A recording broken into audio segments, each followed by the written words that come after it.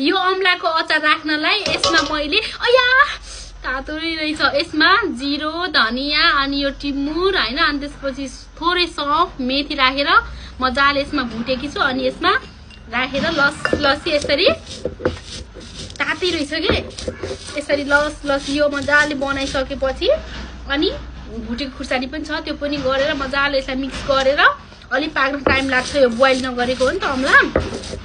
boil गर्यो भने चाहिँ अलि टाइम लाग्दैन है बोइल गर्न अलि टाइम लाग्छ तर मिठो हुन्छ यसरी अचार राख्न राखेकी छु साथीहरु यस्तै छ मेरो काम है हजुरहरुको के छ हाल खबर यहाँ धनगढीतिर त एकदमै हुस्सु लागेर बसी नसक्नु छ भने चिसो भएर आहा कस्तो मिठो बास्ना आयो भुटेको हुनाले होला यसमा मैले सबै थोक राखेँ अब रातो खुर्सानी भुट्या छु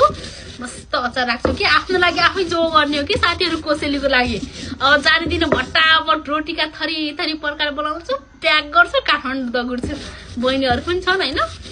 अचार लाग्ने आफ्नो लागि आफै गर्ने हो अब एकछिनमा गुन्द्रुक थिच्नु छ यसरी सिलौटो छ सबै छ